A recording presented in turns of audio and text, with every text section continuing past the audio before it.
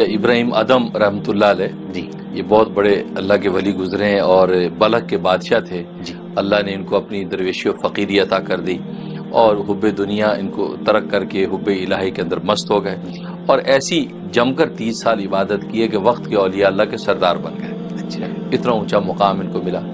ان کے پاس ایک نوجوان آیا, کہنے کا حضرت گناہوں میں طبیعت لگتی ہے, گناہوں میں لت پت ہوں, لیکن گناہ چھوٹتے بھی نہیں اور چھوڑنے کو جی بھی نہیں کرتا, جی اور یہ بھی ڈر ہے کہ آخرت میں اللہ نے عذاب بھی دینا ہے.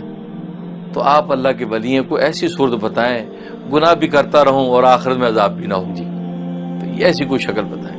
حضرت فرمایا ہاں بالکل میں اس کی صورت بتاتا ہوں. تو بڑا خوش ہوا کہ بھئی یہ تو بڑا آسان ہے, گناہ بھی ہوتے رہیں گے اور عذاب بھی نہیں ہوگا.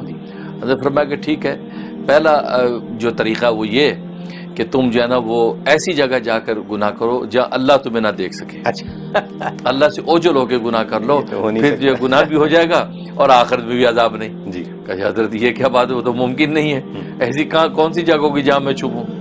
کہا کہ اچھا پھر دوسرا طریقہ ہے. دوسرا طریقہ یہ کہ اللہ کا رزق کھانا چھوڑ دو, اس لیے کہ اللہ کھلاتا ہے تو ظاہر ہے پھر پوچھنے کا بھی حق رکھتا ہے. صحیح. آپ اللہ کا کھانا ہی نہ کھائیں. کہا کہ اللہ میں تیرا کھاتا نہیں تو میں تیری مانوں کیوں, لہذا اللہ کا کھانا چھوڑ دے.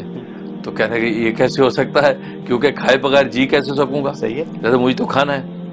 کہا کہ اچھا تیسرا پھر طریقہ یہ ہے کہ تم پھر یہ دنیا جو ہے آسمان و زمین کی یہ اللہ کا ملک ہے, اللہ کا ملک ہے, اللہ کے ملک سے ہجرت کر جا, کسی دوسرے ملک میں چلا جا, وہاں جا کے کر لینا, تاکہ اللہ سے کہنے کہ یا اللہ میں تیرے ملک میں رہتا ہی نہیں تھا, تیرے ملک کے قوانین کیوں مانوں, لہذا میں وہاں رہ کے کروں گا.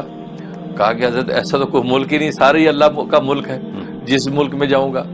کہا اچھا پھر اگلا ایک طریقہ جو ہے, چوتھا طریقہ یہ ہے کہ تم یہ کرنا کہ جب وہ ملک الموت آئے گا تو ملک الموت جب آئے تو ملک الموت سے کہنا بھائی ذرا 2 منٹ ٹھہر جا, میں توبہ کر لوں, پہلے بہت گناہ کر رکھے ہیں, میں توبہ کر لوں پھر میری روح قبض کرنا.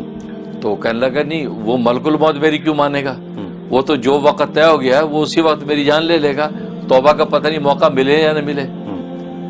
تو کہا اچھا پھر ایک اور طریقہ ہے, وہ 5واں طریقہ یہ کہ قبر میں جب جائے گا اور وہاں پر جو منکر نکیر آئیں گے جب قبر میں تجھ سے پوچھ لیں تو تو کہنا کہ نو ایڈمیشن وداؤٹ پرمیشن. کیوں تم آئے بھائی, کیوں آئے بغیر اجازت اندر آ گئے, آپ باہر ہو. تو آپ ان کو ڈانٹ دینا. کہتے یہ کیسے ہو سکتا ہے جی, وہاں تو وداؤٹ پرمیشن ہی آتے ہیں, میں کیسے ڈانٹ سکتا ہوں. کہتا اچھا ایک چھٹا طریقہ ہے.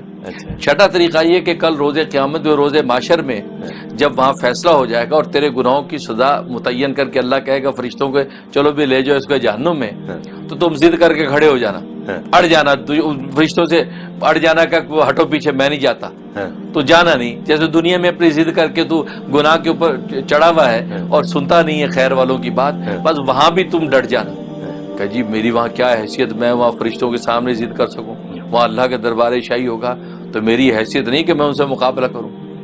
اب حضرت نے فرمایا کہ جب تیری حیثیت ہی کچھ نہیں ہے اس مالک الملوک کے سامنے, تو پھر اس مالک الملوک کی نافرمانی کیوں کرتا ہے. جب اتنا بے حیثیت ہے اس کے مقابلے میں, تیرے میں تپڑ ہی نہیں کہ تو اس کے کسی بھی چیز کا مقابلہ کر سکے, تو تجھے تو حق ہی نہیں بنتا کہ تو اس کے کہے کے خلاف کرے.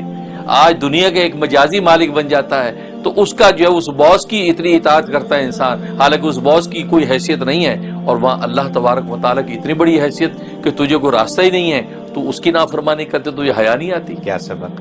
ہاں وہ دے قدموں میں گر گیا, کہا حضرت حقیقت کی آنکھ کھل گئی ہے, جزاک اللہ کے چشمے باز کر دی, آپ نے میری آنکھیں کھول دی. باقی میں آج کے بعد سے گناہوں سے توبہ کرتا ہوں اور میں گناہ کی جرت نہیں کروں. یہ آنکھیں کھولنے والی بات ہے, یہ سب دیکھنے والوں کے لیے بھی آنکھیں کھولنے والی بات ہے. یہی وقت ہے توبہ کا, جو کرنا ہے معافی مانگنی ہے یا نیکیاں کرنی ہے وہ اسی وقت کرنی ہے, کیونکہ آج ٹریفک کے قانون کو توڑتے آپ خوفزدہ ہوتے پولیس والے سے. جی وہاں اللہ کی دھرتی پہ اللہ کے قانون کو توڑتے آپ کو کتنی جرت کی بات ہے, آپ اللہ کو کیا جواب دیں گے, کیا جسٹیفائی کریں گے. اس لیے یہیں پہ آپ ٹھہر کے چلیں, انشاءاللہ اللہ نے دنیا میں راحت رکھی, آخرت میں جنت ہے. بہت خوبصورت, بہت اچھی بات.